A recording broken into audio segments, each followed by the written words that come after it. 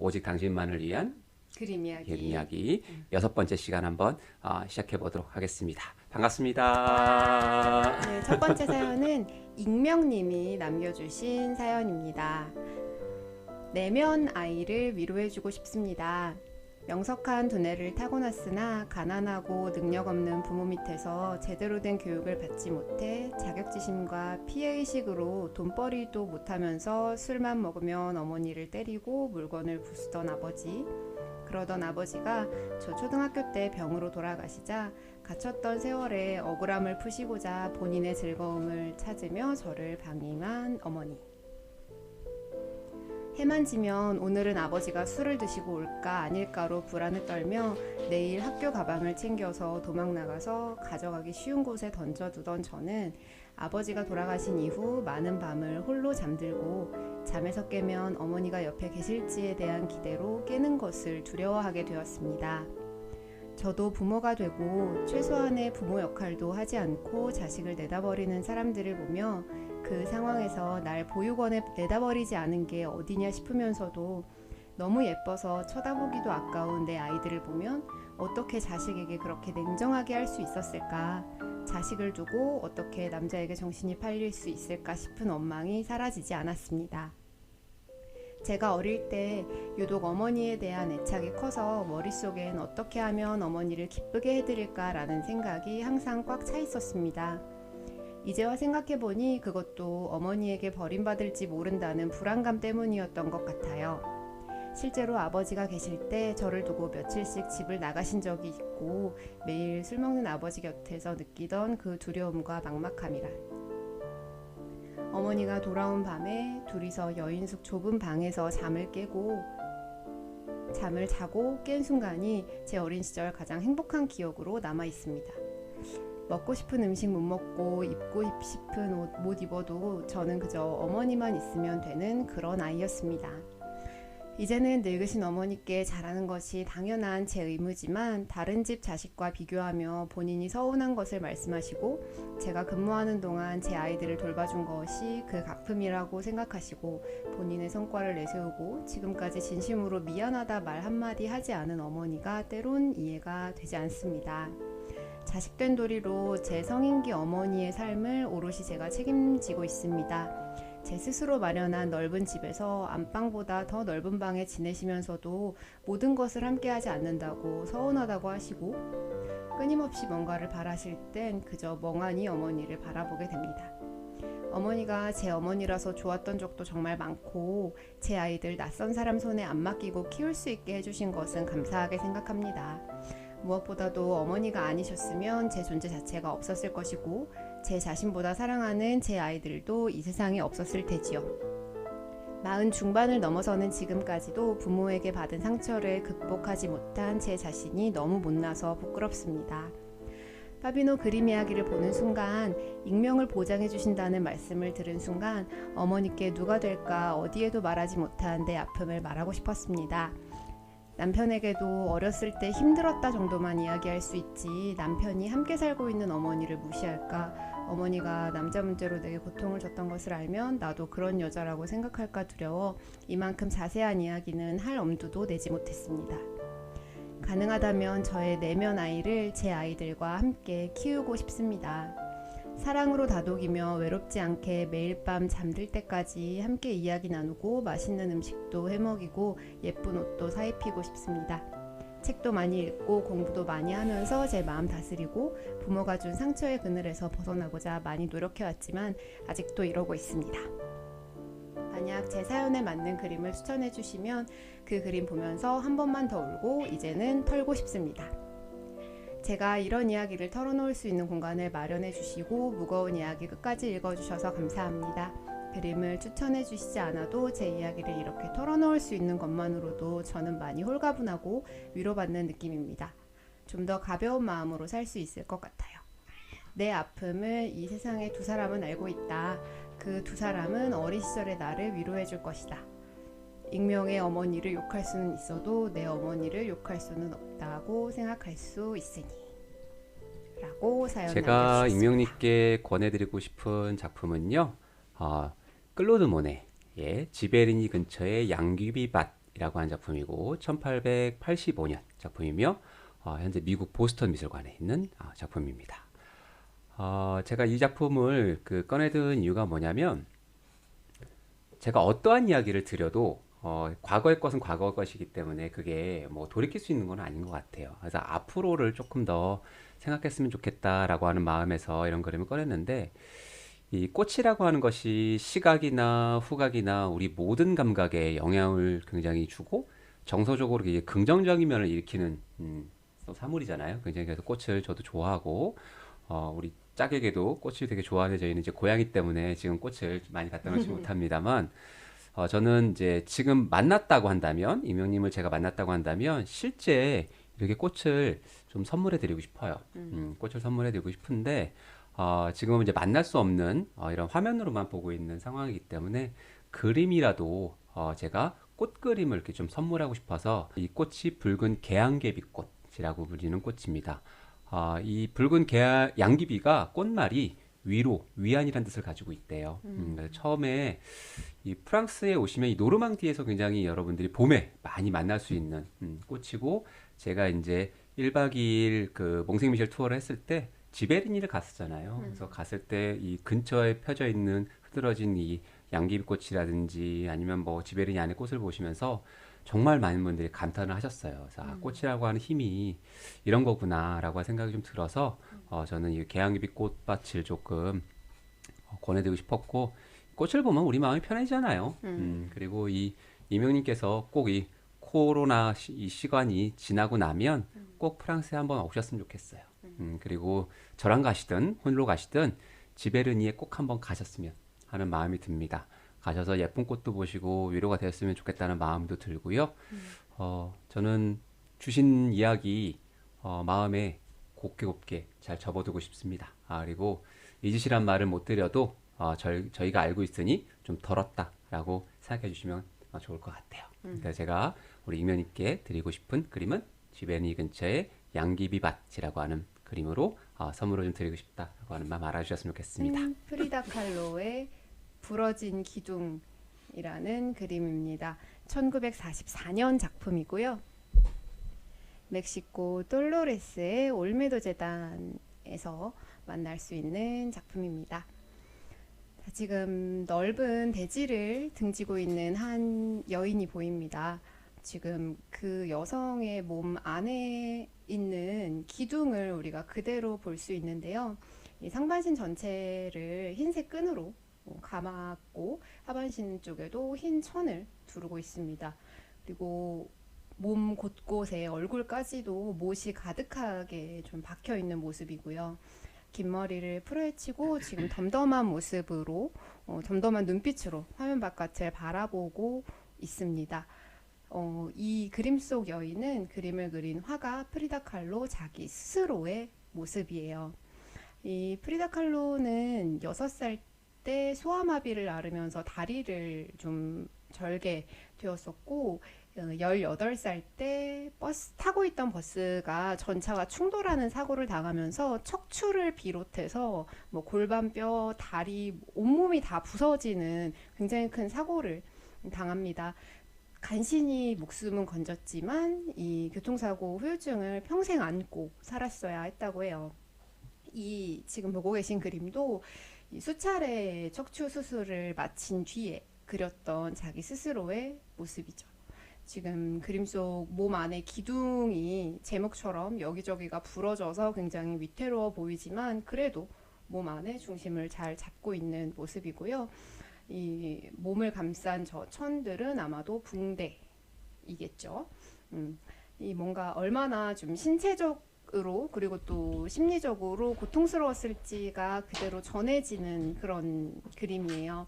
제가 익명님의 사연을 듣고 이 그림을 떠올린 이유는 이 상처를 대하는 자세 때문이었습니다. 뭐 가늠할 수 없는 굉장히 큰 상처에 대한 이야기를 제가 어떻게 하는 것이 좋을지 굉장히 망설여졌어요. 망설여졌고 그러다가 자신의 상처를 표현한 화가의 그림을 소개해드리는 게 좋겠다라는 생각이 들었습니다. 사실 뭐 이해한다고 말씀드리기도 쉽지 않고 이렇게 사연을 보내주신 것 자체만으로도 굉장히 큰 용기를 내셨다는 걸 느낄 수 있었거든요. 이 프리다 칼로는 이 말씀드렸던 사고를 당한 직후 거의 대부분의 시간을 침대에 누워서 보내야만 했다고 해요. 왜냐면 척추를 다쳤으니까 움직일 수가 없었기 때문에 이 프리다 칼로의 어머니가 침대 위로 커다란 거울을 달아 주었다. 라고 합니다. 그래서 누워있는 시간 동안 자기 스스로의 모습을 거울에 비치는 걸 통해서 굉장히 오랫동안 관찰할 수가 있었고 스스로에 대한 생각을 굉장히 많이 할 수가 있었던 것 같아요. 지금은 이 프리다 칼로가 자화상을 굉장히 많이 그린 대표적인 또 화가로 늘 손꼽히고 있는 인물이 되기도 하는데 제가 소개해드린 이 프리다 칼로라는 화가의 부러진 기둥은 물리적인 사고로 인한 신체적 고통에 대한 그런 표현이지만 이런 신체적인 제약으로 인해서 받게 되는 마음의 상처도 또 굉장히 크잖아요. 그런 상처를 누구와도 나누지 못하고 오롯이 혼자서 감내해야 한다는 게 진짜 아프고 힘든 일일 거라는 생각이 들었어요. 그래서 더 저희에게 이렇게 사연 남겨주셔서 감사하다는 말씀도 같이 전하고 싶고요. 그림에서 보시는 것처럼 여러 군데에 박혀있는 저 못들이 자기가 원해서 그런 것이 아니고 좀 누군가에 의해서 그리고 또 사랑하는 사람에 의해서 박힌 못이라면 더 아플 것 같아요. 우리 말에도 가슴에 대못을 박는다 뭐 이런 표현이 있잖아요. 근데 이제 내가 그런 상태라는 것을 알고 인정하는 게 진짜 어려운 일인 것 같아요. 그렇기 때문에 자기 내면의 상처를 알고 또 그것으로 인해서 내가 이런 결핍이 있다라는 걸 스스로 하셨다는 것 자체가 내면 아이와 앞으로도 계속해서 더 잘 지내실 수 있는 가장 기본적인 어떤 단계를 이미 맞아요. 뛰어넘으신 분이다라는 생각이 좀 들더라고요. 그래서 상처를 이렇게 직접적으로 표현한 그림을 제가 떠올렸던 것 같아요.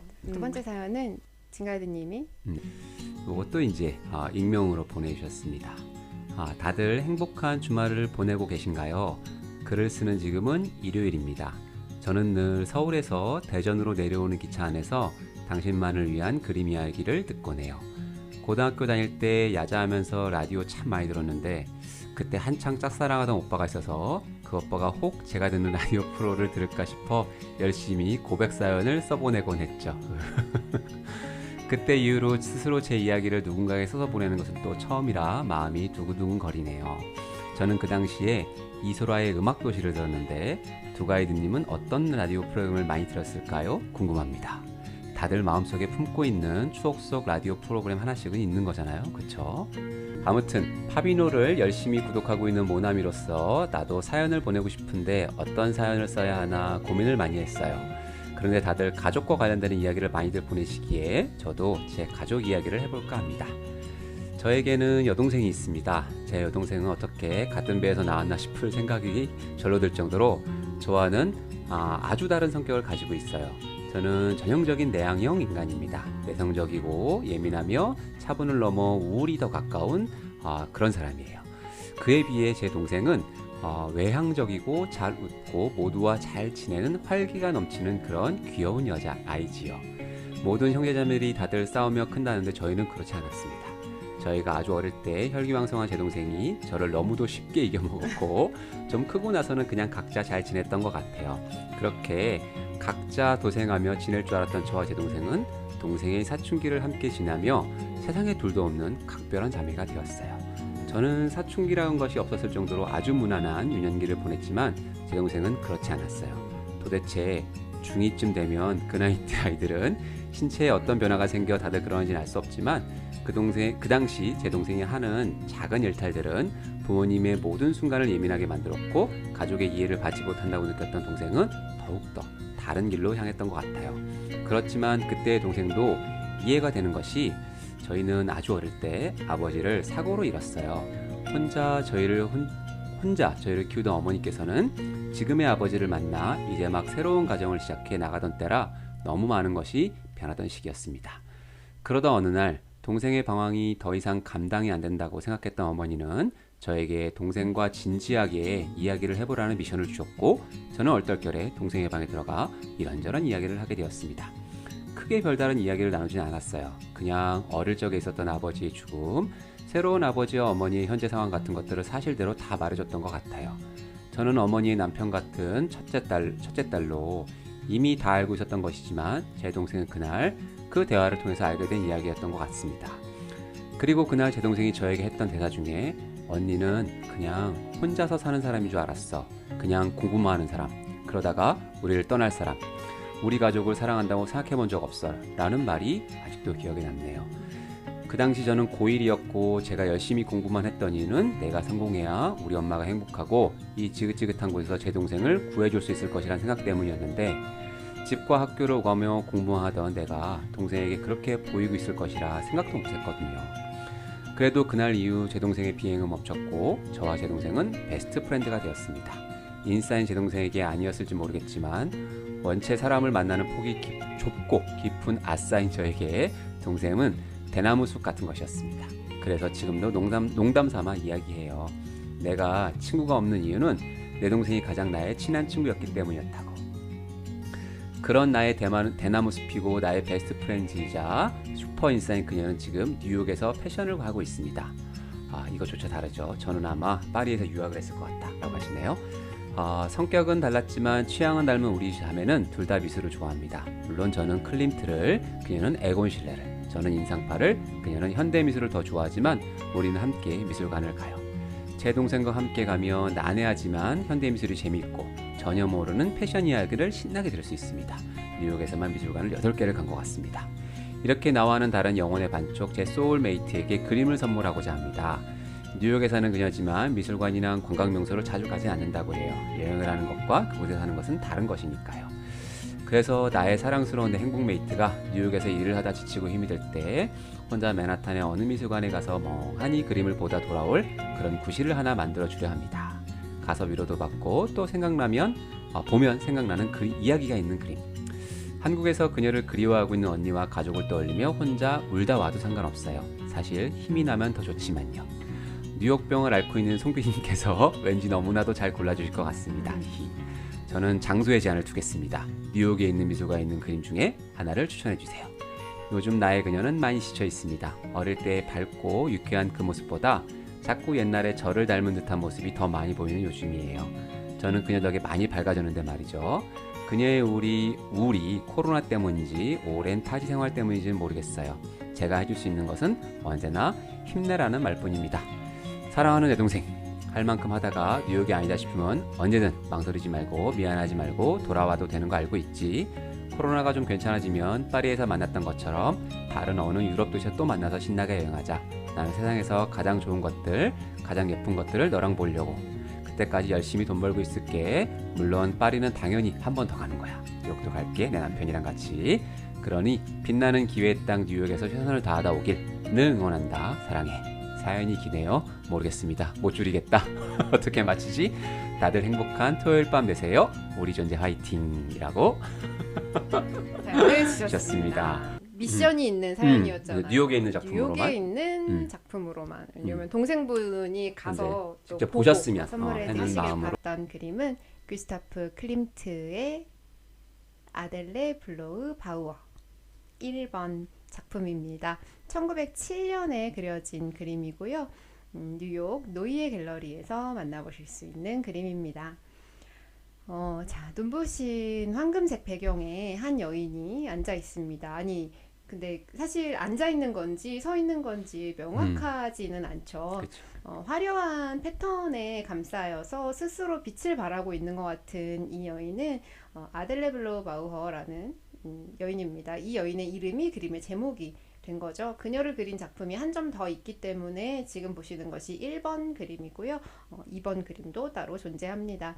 자, 이 여인은 화가 클림트를 후원했던 페르디난트 블로흐라는 후원자의 아내였고요. 클림트가 사랑한 모델이기도 했습니다. 제가 사랑한다 라고 말씀드렸는데 뭐 연인 관계였다거나 뭐 그런 것은 사실 추측일 뿐입니다. 이 클림트라는 화가의 일생에 대한 자세한 기록 같은 게 또 남겨져 있진 않기 때문에 추측에 불과하다는 점. 어쨌든 그러한 추측을 토대로 해서 그림을 보시면 지금 양손을 이렇게 가슴께에서 모으고 있는데 이제 목에는 보석 목걸이가 또 화려하게 빛나고 있고 두 볼이 붉게 물들어 있는 그런 모습이죠. 검은 머리카락과 창백한 피부가 이 화려한 배경 속에서도 이 여인을 더 돋보이게 하는 것처럼 그렇게 보이고 있습니다. 이 클림트라는 화가가 그 사연 주신 익명님도 개인적으로 좋아하는 화가다라고 말씀 주셨기 때문에 이미 잘 알고 계시겠지만 이제 아버지가 금속세공사였었죠. 그리고 이 클림트는 빈 미술 응용 미술학교에서 이제 순수 미술이 아니라 뭐 모자이크나 금속, 도자기 이런 것들을 다루는 장식 기법을 공부했던 화가이기 때문에 이 그림에서도 이러한 뭐 아버지의 영향이나 학생 때 배웠던 영향을 클림트의 특징들을 한눈에 볼 수 있기도 합니다.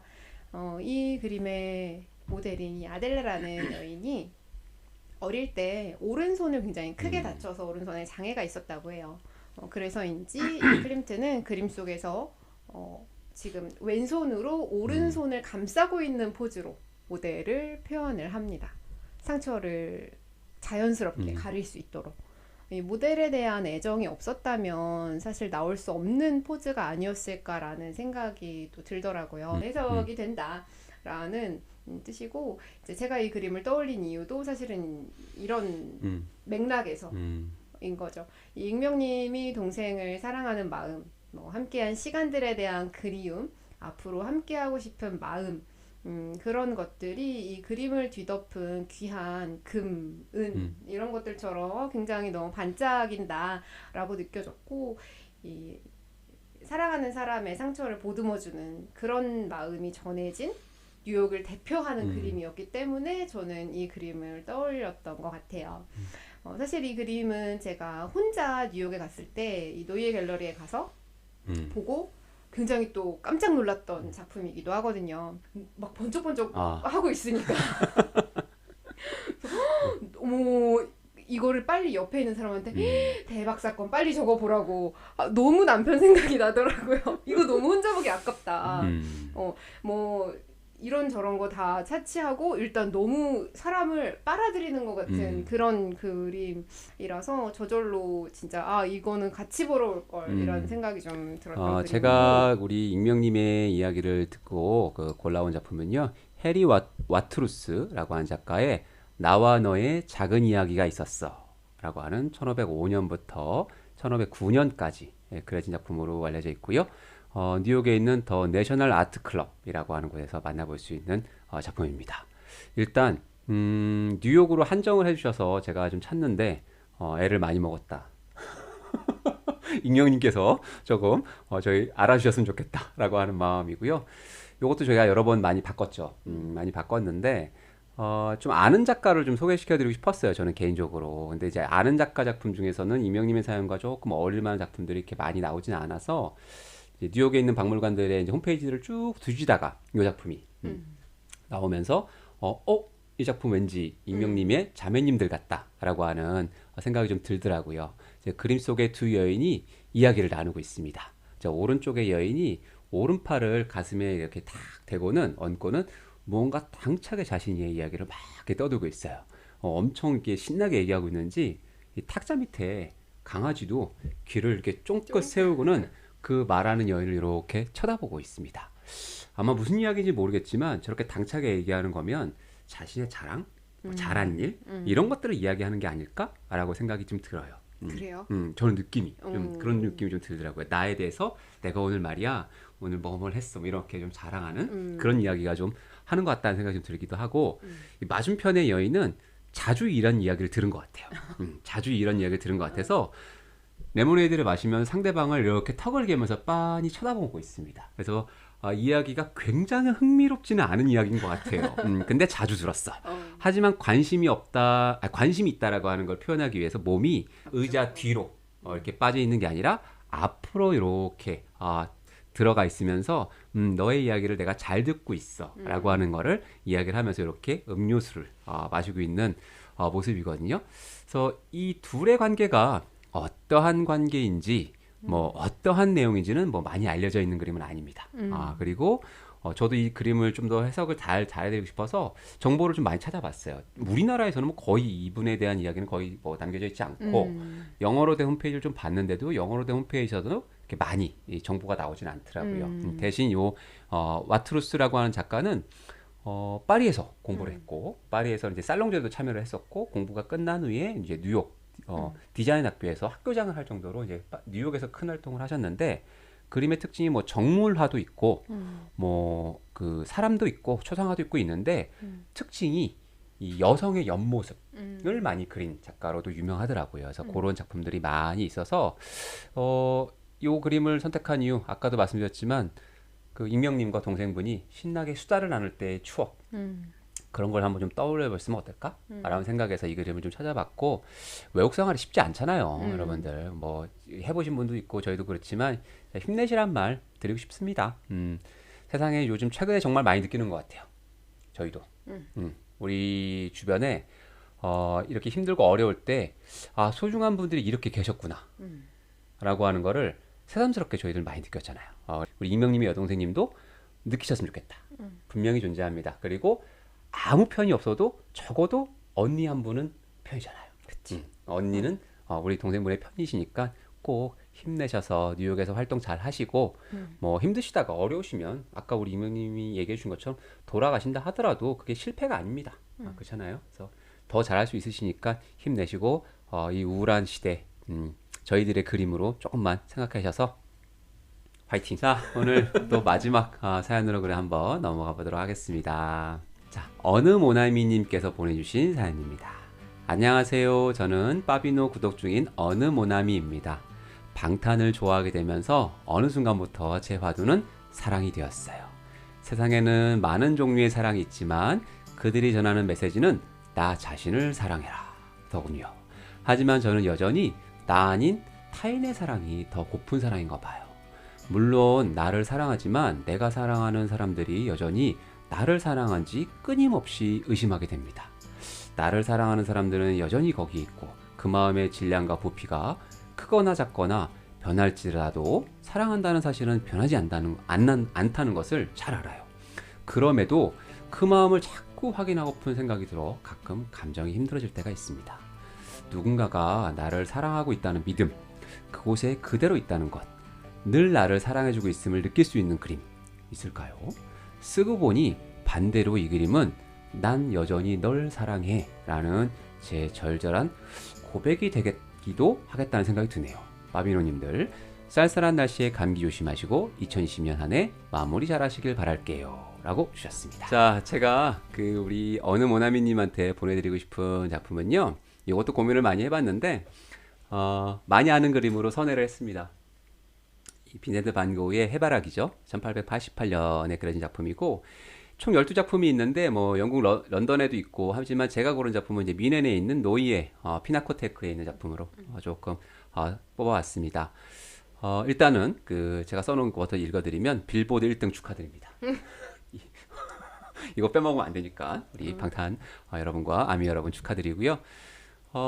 많은 분들한테 사랑받고 있는 작품이에요. 그죠? 12점의 작품 중에서 꽃만 그려진 작품이 몇 점이 또 있고, 이렇게 꽃병에 꽂혀진 작품들이 있는데, 요 작품, 제가 꼽은 작품은 이제 아르에서 고가 고갱의 방을 꾸미기 위해서 사실 이 해바라기 작품을 그리잖아요.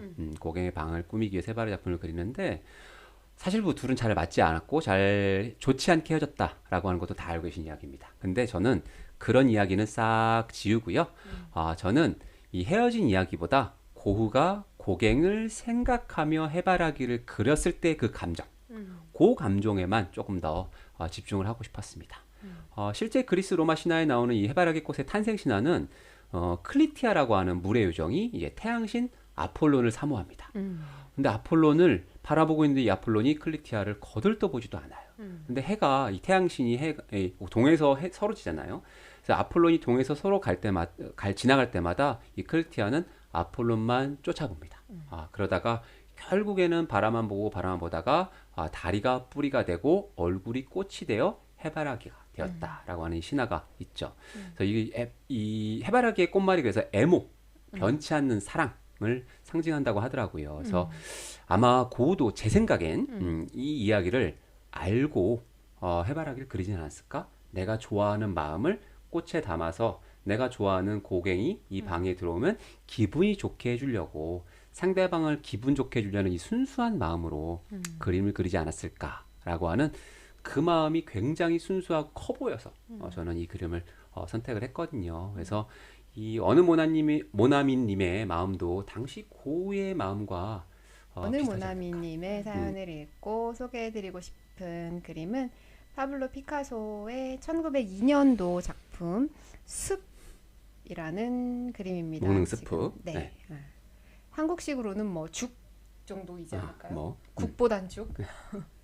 지금 토론토 미술관에서 보실 수 있는 그림이고요.